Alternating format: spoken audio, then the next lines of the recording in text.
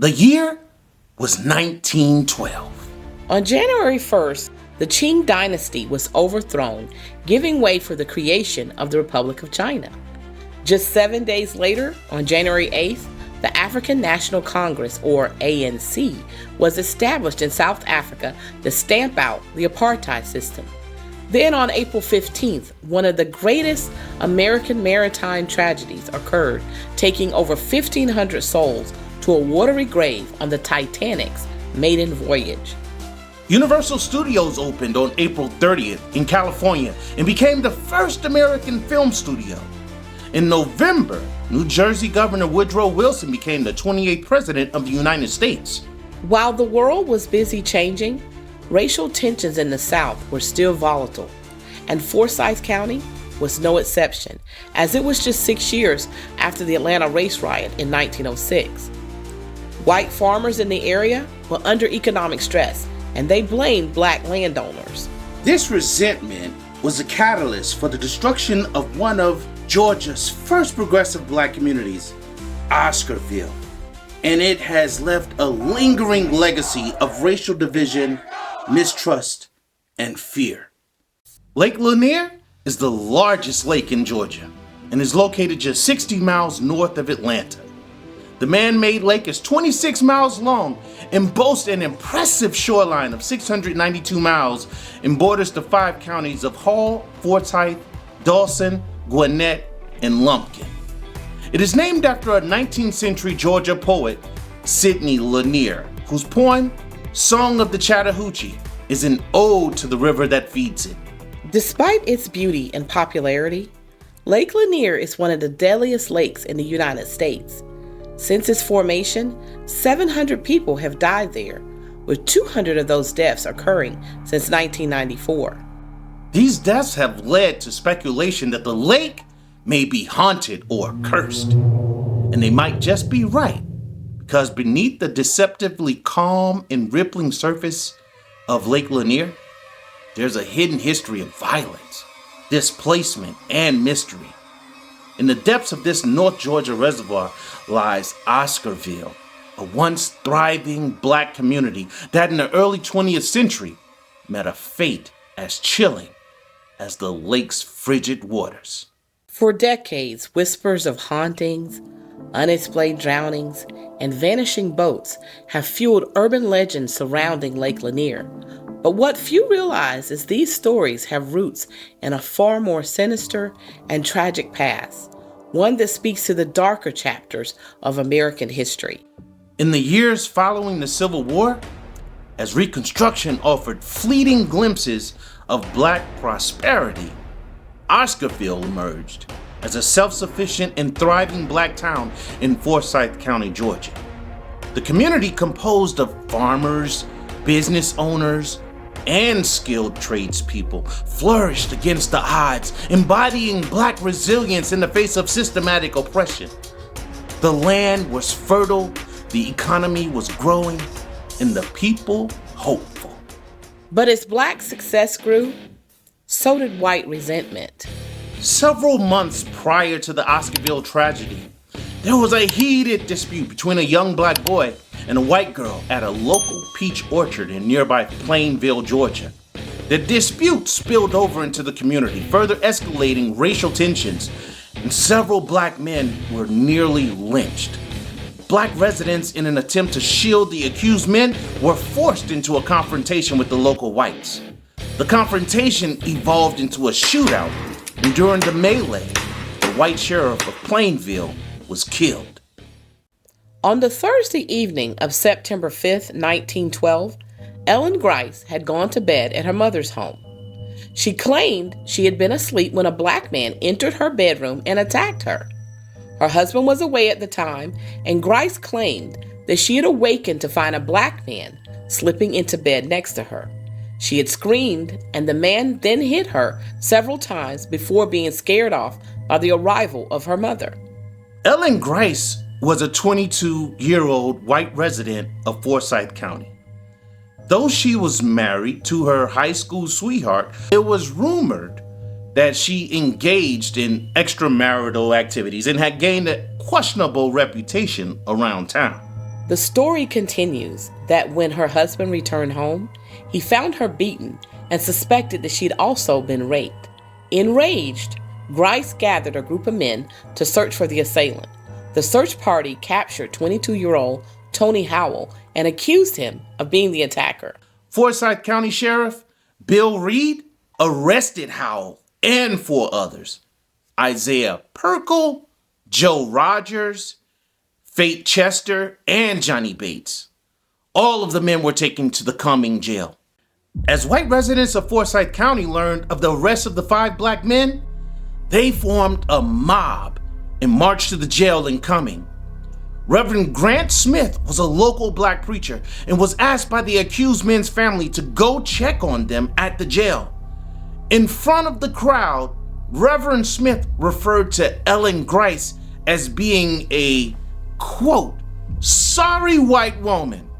The crowd had grown from a few dozen men to over 200, and upon hearing the Reverend's remark, they started to brutally beat him. Sheriff Reed and his deputy, Gay Loomis, intervened and pulled the Reverend to safety inside the courthouse. Meanwhile, a group of blacks in the Cumming area were enjoying an annual barbecue at the Colored Methodist Campground in the Negro Quarter. And when the black community learned that the sheriff had arrested Howell and the mob had beaten Reverend Smith, several men from the barbecue began to make their way to downtown Cumming. Upon seeing the group of black men, a white resident started a rumor that the blacks were planning to dynamite the entire town. In response to the rumor, whites gathered firearms and headed to the town square. By the time the men from the barbecue arrived in the town center, more than 500 white residents were waiting for them. Chaos erupted in downtown Cumming as white men chased black residents away, ignoring Mayor Charlie Harris's calls for calm. Despite his pleas for the crowd to disperse, the mob remained defiant. With tensions escalating, Mayor Harris urgently contacted Georgia Governor Joseph Brown, requesting the deployment of the Georgia National Guard. Responding swiftly, the nearest National Guard unit traveled from Marietta by car. Upon their arrival, the presence of armed troops finally forced the crowd to scatter, bringing a tense standoff to an end. Amid the racial tensions created by Ellen Grice's accusations, the horror of Reverend Smith's beating, and the arrival of the National Guard, an 18-year-old white woman by the name of May Crow goes quietly missing on a Sunday afternoon. May Crow had grown up in the area and had gone missing while walking from her home to her aunt's house on nearby Brownsbridge Road along the Forsyth-Hall County line. A search party spent most of the night looking for May, but it was not until the next morning that she was found unconscious in the woods near Browns Bridge, about a mile from her home, laying face down in a pool of blood with her throat slashed. She had been brutally beaten about the head, but was still clinging to life. Newspapers reported that she'd also been sexually assaulted. However, it was never verified that the essay had happened. And as the search party combed the area, one member found a small pocket mirror, though its exact proximity to the crime scene was unclear. Crow's family rushed her home in her fragile state as a growing crowd gathered outside. Nearby at Pleasant Grove Church, a group of black teenagers observed the commotion. Among them was 17-year-old Ernest Knox, a recent arrival to Oscarville who had been living with his extended family, the Daniels.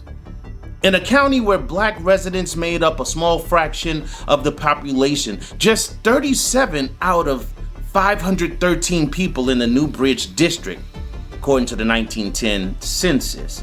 Knox and his family were among the few black individuals in the area. A well-known community member approached Knox and asked if he owned the mirror that was found in the woods. Knox acknowledged that it was his, though it remains unclear whether he knew at the moment that Crow's body had been discovered nearby. Under intense pressure, Knox confessed to attacking Crow. Following his admission, white residents turned him over to authorities, and Sheriff Reed swiftly placed him under arrest. Fearing a mob lynching, officials transported Knox to the Fulton County Jail, commonly known as the Fulton Tower in Atlanta. And as news of Knox's arrest spread, so did rumors of accomplices, further inflaming tensions in Forsyth County. Early in the morning, 24-year-old Rob Edwards was taken into custody by local white men and handed over to Sheriff William Reed, who arrested him as an alleged accomplice in the attack on May Crow. Edwards, the common-law husband of Jane Trussie Daniel, Knox's 21-year-old cousin, was transported to the Cumming jail. As word of his arrest spread, a mob of at least 2,000 white men descended upon the small jail, determined to carry out swift and brutal vengeance. The mob forced their way inside, dragged Edwards from his cell, and hauled him into the streets. Without trial or due process, the mob lynched Edwards, hanging him from a telephone pole in downtown Cumming. His lifeless body was then riddled with bullets, a final gruesome display of racial terror. Following the lynching of Rob Edwards, Sheriff William Reed arrested 3 more black residents of Oscarville in connection with the attack on May Crow. Among them were Jane Daniel, her 17-year-old brother Oscar Daniel, and their 27-year-old neighbor Ed Collins. All 3 were transported to the Fulton County Jail in an attempt to protect them from the growing racial unrest. May Crow sadly succumbed to her injuries, never regaining consciousness to identify her attacker. She was laid to rest at Pleasant Grove Church, not far from her home on Duran Road in Oscarville. With Crow's death, Jane Daniel, Oscar Daniel, Ernest Knox, and Ed Collins faced murder charges in addition to the original SA accusations. On October 2nd, 1912, the accused were escorted from the Fulton Tower by the Georgia National Guard to the Atlanta train station, where they were transported under heavy security. With no direct train route to Cumming, the prisoners were taken by rail to Beaufort, Georgia, before making the grueling trek on foot to their final destination. The Georgia National Guard remained on high alert and stationed along the route to prevent potential mob violence. That night, the accused were held in a makeshift military camp where tensions ran high. Breaking news, a high-stakes trial in Forsyth County. It is now October 3rd, 1912, and the eyes of Georgia are fixed on Cumming, where the trial for those accused in the assault and murder of May Crow is set to begin. Presiding over this high-profile case is Judge Newton Morris of the Blue Ridge Circuit, who assigns legal counsel to defend the accused. However, in a stunning turn, the court-appointed attorneys immediately object, reluctant to represent their clients in what is already shaping up to be a highly charged and deeply prejudiced trial. With the town of Cumming on edge and justice hanging in the balance, the question remains, will this trial be a fair proceeding or a foregone conclusion in an era of racial terror? In a tense and racially charged courtroom, prosecutors laid out their case against Ernest Knox, Oscar Daniel, Rob Edwards, and Jane Daniel, alleging they carried out a brutal attack on May Crow.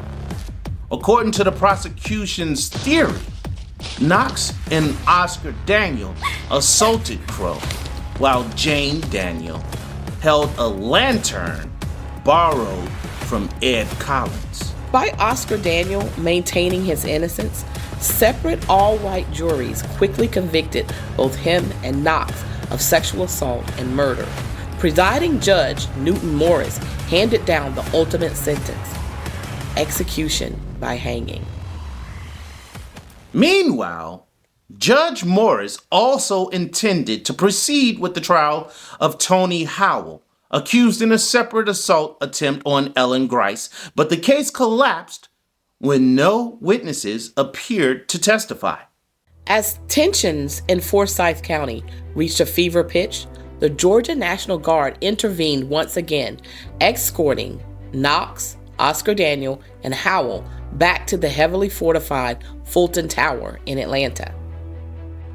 Judge Morris set October 25th, 1912 as the official execution date for Knox and Oscar Daniel, ruling that the hangings would be conducted privately with only relatives and law enforcement officers permitted to witness the event. With the fate of these men now sealed, a broader question remains. Was this justice or a preordained outcome in an era of racial terror? Leading up to the hanging, Dr. Ansel Strickland offered his land as an arena for the hanging. Despite the orders of Judge Morris, Sheriff Reed had gallows erected for the hanging in Dr. Strickland's large open field. While Sheriff Reed oversaw building a 15-foot high privacy fence, a mob went to the site at night and tore down and burned the fence in a bonfire. The mob did this without interference from Dr. Strickland or Sheriff Reed. Sheriff Reed claimed the fence could not be rebuilt in time for a private execution, so thousands poured into the open field to gawk at Ernest Knox and Oscar Daniel and watch their executions. The lynchings and trials marked only the beginning of a campaign of terror against black residents of Forsyth County. White vigilante groups called Night Riders swept through the black community of Oscarville using threats, violence, and arson to force them to flee. Newspaper reports detailed how white residents burned black churches, posted notices demanding that black families leave, and raided homes, firing rifles and other weapons into buildings. Houses were fire-alarmed and residents were routinely dragged out of their homes and only beaten if they were lucky. But lots of nighttime raids ended in lynchings, and there were also reports of black men being forced to watch incidences of sexual violence against their wives, daughters, and other female kin. Faced with relentless attacks, black residents fled by the hundreds, many taking only what they could carry. Black landowners abandoned their property or were forced to sell at a fraction of its value. Any property left behind would be destroyed and any livestock killed in order to ensure any black residents that returned would not have a livelihood. By the time the violence subsided, nearly all of Forsyth County's 1,100 residents had been driven out, leaving behind homes, churches, and businesses that would soon be claimed by the very people who had forced them to leave. White residents took advantage of adverse possession laws and stole much of the land left behind by the black residents. Decades later, in the 1950s, the U.S. government sought to dam the Chattahoochee River to create a reservoir. Lake Lanier was constructed, swallowing entire farmlands, homes, and what remained of Oscarville. Bodies were exhumed, churches abandoned, and graves lost beneath the rising water.